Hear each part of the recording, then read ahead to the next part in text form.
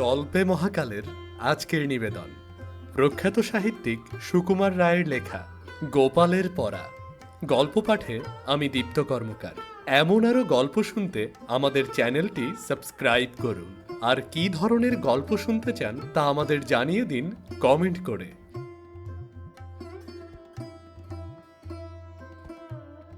দুপুরের খাওয়া শেষ হইতেই গোপাল অত্যন্ত ভালো মানুষের মতন মুখ করিয়া দু একখানা পড়ার বই হাতে লইয়া 3 তলায় চলিল।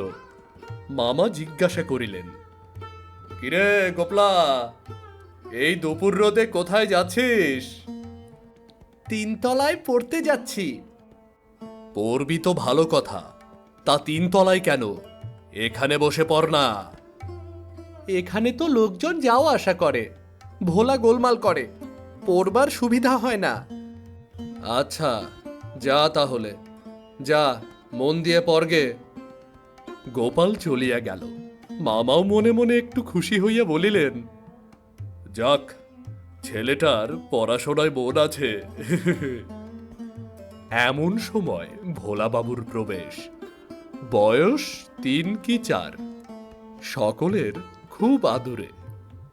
সে আসিয়াই বলিল, দাদা কই গেল?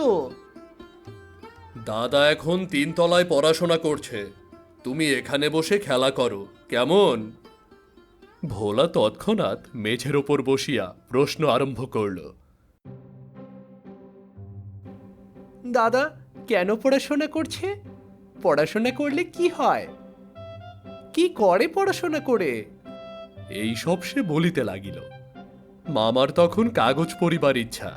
তিনি প্রশ্নের চোটে অস্থির হইয়া শেষটায় বলিলেন, আচ্ছা ভোলাবাবু, তুমি ভজিয়ার সঙ্গে খেলা করো গিয়ে, বিকেলে তোমাকে লেভেন জুস এনে দেব। ভোলা চলিয়া গেল। আধ ঘন্টা পর ভোলাবাবু আবারও প্রবেশ করিল। সে আসিয়াই বলিল, মামা, আমিও পড়াশোনা করব।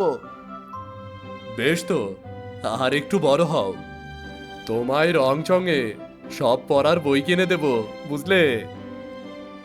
না, সেরকম পড়াশোনা নয়, দাদা যেরকম পড়াশোনা করে সেই রকম। সে আবার কি রে? হ্যাঁ, সেই যে পাতলা পাতলা রঙিন কাগজ থাকে আর কাঠি থাকে, আর কাগজে আঠা মাখায় আর তার মধ্যে কাঠি লাগায়, এই সেই রকম আর কি। দাদার পড়াশোনার বর্ণনা শুনিয়া মামার চক্ষু স্থির হইয়া গেল। তিনি আস্তে আস্তে পা টিপিয়া 3 তলায় উঠিলেন। চুপি চুপি ঘরের মধ্যে উকি মারিয়া দেখিলেন, তার ধনুন্ধর ভাগ্নেটি জানালার সামনে বসিয়া এক মনে ঘুড়ি বানাইতেছে। বই দুটি ঠিক দরজার কাছে তক্তপোষের ওপর পড়িয়া আছে। মামা অতি সাবধানে বই দুখানা দখল করিয়া নিচে নামিয়া আসিলেন। খানিক পরে গোপালচন্দ্রের ডাক পড়িল। গোপাল আসিতেই মামা জিজ্ঞাসা করিলেন, তোর ছুটির আর কদিন বাকি আছে? 18 দিন। বেশ পড়াশোনা করছিস তো, নাকি কেবল ফাঁকি দিচ্ছিস? আরে না, এই তো এতক্ষণ পড়ছিলাম আর কি।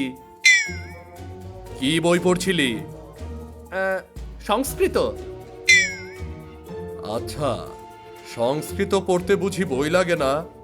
আর অনেকগুলো পাতলা কাগজ আর আঠা কাঠি দিয়ে নানা রকম কারিকুরি করার দরকার হয়? বল। গোপালের চক্ষু তো স্থির।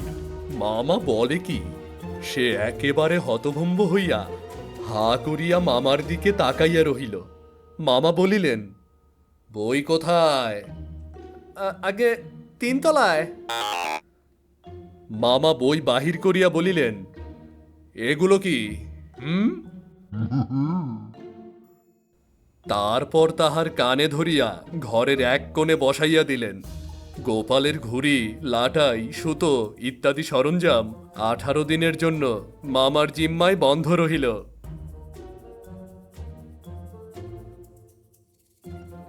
আপনারা শুনছিলেন সুকুমার রায়ের লেখা গোপালের পরা। গল্প পাঠেছিলাম আমি দীপ্ত কর্মকার। এমন আরও গল্প শুনতে আমাদের চ্যানেলটি সাবস্ক্রাইব করুন। আর কী ধরনের গল্প শুনতে চান তা জানিয়ে দিন কমেন্ট করে। দেখা হবে নতুন কোনো গল্প নিয়ে।